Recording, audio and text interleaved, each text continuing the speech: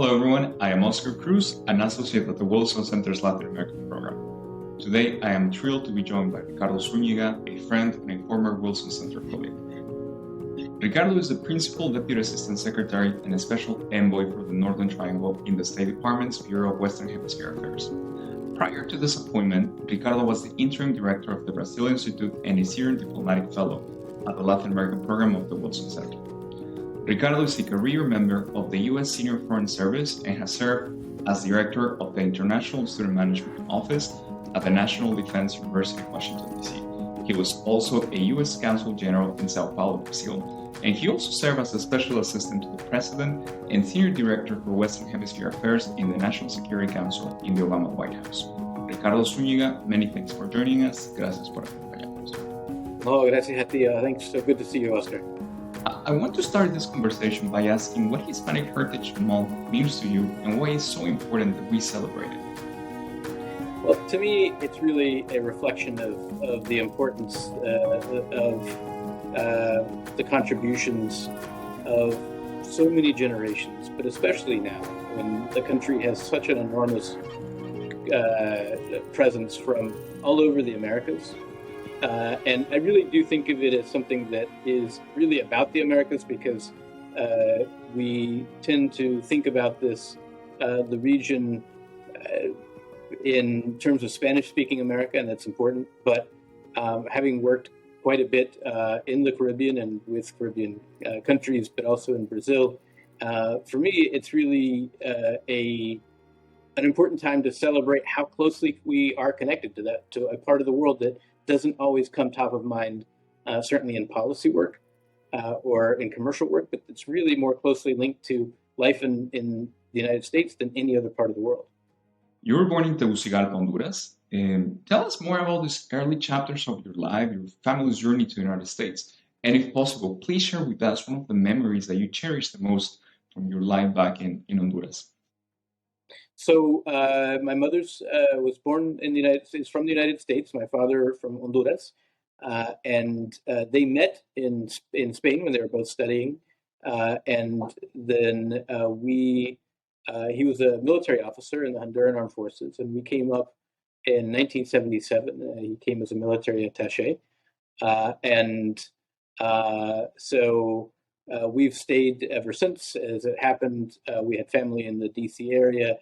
But I remember Honduras very well, and we would go back every year, and I missed it so much. And there was a long time when I thought I would actually make my life in Honduras and not in the United States, really until college. I thought that was probably something I might do, and precisely because I just felt so at home. What I remember the most is I grew up in Tegucigalpa, but in a kind of a more rural part of the city.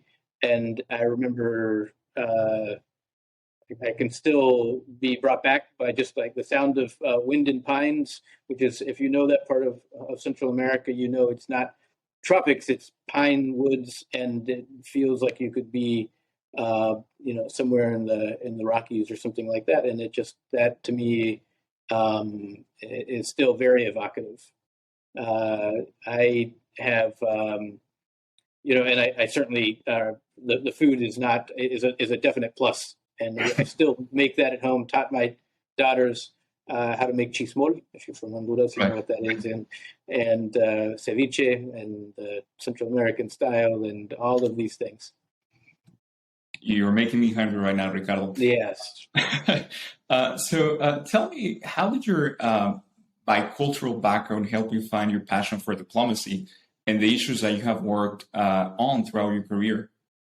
So I never planned on being a diplomat. I thought perhaps I'd go into academia. I was very interested and stayed very interested in what was going on in the Americas. I was growing up in the 1980s, a very turbulent time in Central America. My family had a lot of connection to what was happening then. And so I probably watched the news more than most kids my age at that time. And I was interested in foreign affairs, but I thought maybe academia was going to be where I ended up.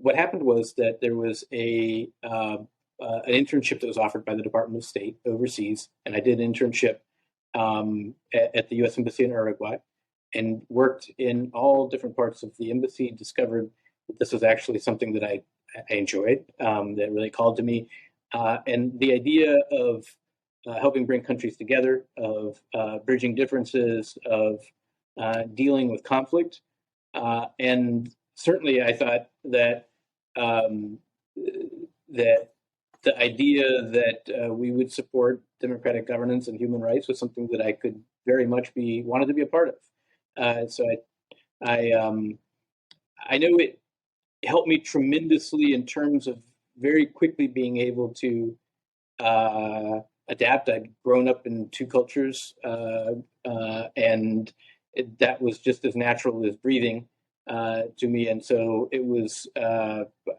did not feel different. It just felt like a continuation of a way that I'd lived my entire life. And so for me, it was, and I know there are lots of people like that. And so to me, this is like one of the exciting things about having such a large community from the Americas in the United States is that there are many people who have this experience and can do this easily as well.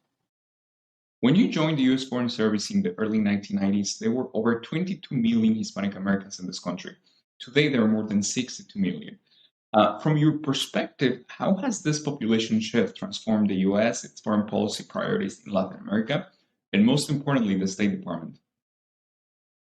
So I would say that the connection between people drives our relationships much more than people realize. I'll just give you one example again to go back to Brazil at the time of the 2008 crisis in the United States, the economic crisis in the United States.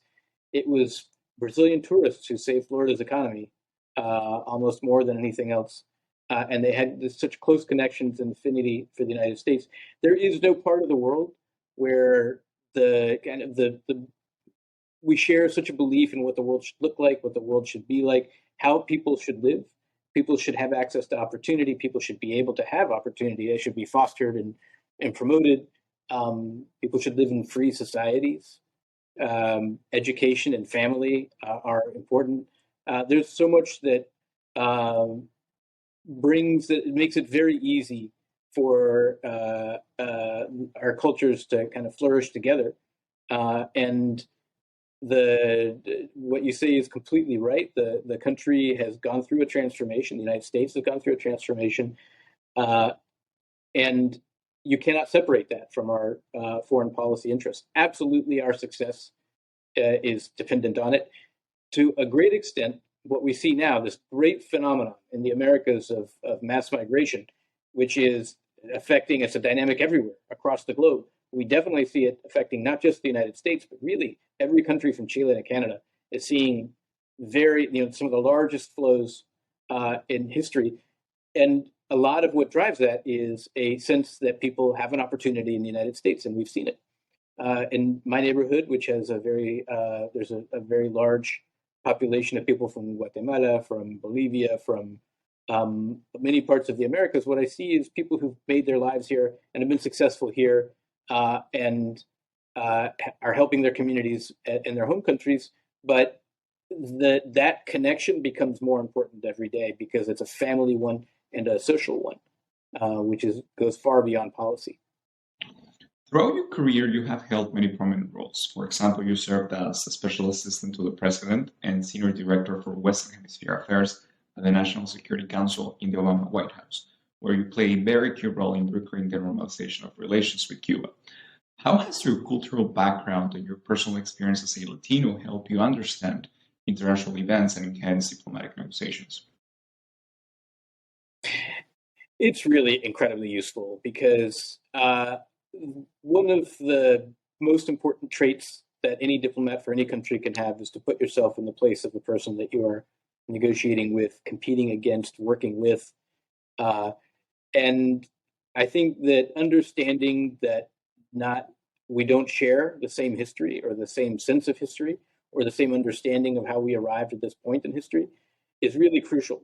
And that has helped me be a better listener and have a better sense of what the person across the table from me is trying to accomplish. I think it's also useful because in some ways it you don't have the disadvantage of feeling like you're totally separated from what a society has gone through. And so it also is easier to be critical in some ways because you're able to say, no, I understand that. And we share sort of a baseline understanding of the world. And I still think you're wrong. Or I understand where this perception comes from. And I think that ability to listen is strengthened by understanding that people can interpret history and what you're saying in different ways. So that has helped me also prepare leaders, President Obama, Secretary Blinken, or others, and people that I work with or ambassadors that I've worked with, help them understand who they are talking to. And I think that's really a crucial part of our work too. Even though 18.5% of people in the US identify as Hispanic Americans, Hispanic Americans at the State Department are just under 8% of its workforce. Considering the current crisis, some of those you already mentioned in Latin America, why is ethnic diversity so important in spaces where foreign policy is formulated? And what would you say to young Hispanic Americans who are considering a career in diplomacy or foreign policy, but might be discouraged by these numbers? I would say don't be discouraged. One of the biggest challenges that we face is that people select themselves out before they think, because they see a number like that and believe that that's not someplace they belong, and they absolutely belong here. And I see it time and again. And it's not just a matter of this seeming like it's not attainable. We have the opposite problem, which is that we have to attract talent. And we don't always attract everyone that we want because it can be difficult to join. It's more than a perception. It is a challenging entry process to any job in government, but certainly the Department of State is no exception. And I would say that we want people to see themselves in these jobs. It is not a job. You can come in with no language skill at all. You can come in, you should not expect that you would only be working in the Americas or that you would be slotted into kind of a type. We want people able to operate across the globe. The most successful diplomats are the ones that understand how to operate in many regions of the world. Bring the asset of your background and your kind of cultural connection with a part of the world, perhaps. But this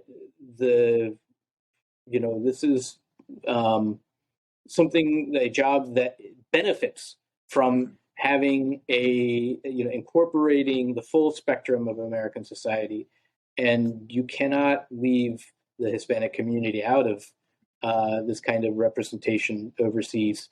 It is who the country is. I will say this: it can be the perceptions of foreign nationals regarding the United States, where they expect to see someone. They are surprised sometimes when they see diversity in the ranks of our diplomatic services. I love that. That's one of I love that moment when that part of this country is reflected in who they're seeing. And it makes them stop and think. And I see this everywhere. There's an expectation of who we are. And the truth is that we have a far to go in terms of having a fully representative workforce in the Department of State. But I can say there's also a commitment to get there. And I've seen it from this, not just from the secretary, but really from the workforce. And so very proud to be a part of this, but believe it needs to be even more representative going forward. Right. And listen, we just have time for one final question. Sure. I'm really curious to know what Hispanic musicians, as Ricardo Zúniga, like to listen to. What is your favorite Hispanic dish? Or if you have any book recommendations by your favorite Hispanic writers? Pues, let's see. So first of all, you'll see, I'm an old guy.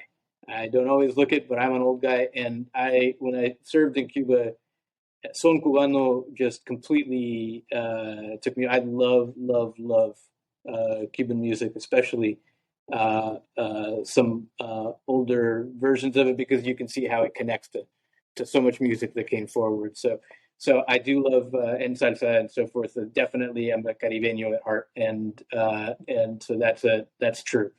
In terms of food, look, anyone who knows me knows that I will have ceviche almost anywhere, anytime, in any style, and make a ton at home. Um, my taste is very Central American for food. Sopa de caracol is, I still haven't found it in Washington, D.C., but it's one of my favorites. But, arroz, frijoles, y plátano is a great breakfast as far as I'm concerned. And certainly a lunch, chuletas are wonderful. Like I'm very Central American in my taste. That never left. Carne asada, like the idea of having a really fantastic carne asada con chismol and a tortilla de maíz, and that's tortilla must be de maíz. Sorry. So those are all great things. I remember in high school and in college, I think the books that really helped me think through Mario Vargas Llosa's early work, I think, was probably some of the most powerful literature I'd read at that time. Conversations in the Cathedral, the Guerra del Fin del Mundo. These were books that really expanded the way that I thought about literature and what I thought about how I understood the Americas. And so that, I think, remains some of my favorite literature. Ricardo Zúniga, many thanks for joining us on behalf of the Wilson Center. Many thanks. I must say that you're missed at the Wilson Center, so I hope to see you there soon. Well, I missed the Wilson Center, so it's mutual. Un abrazo muy fuerte, Ricardo. Un abrazo. Cuídate.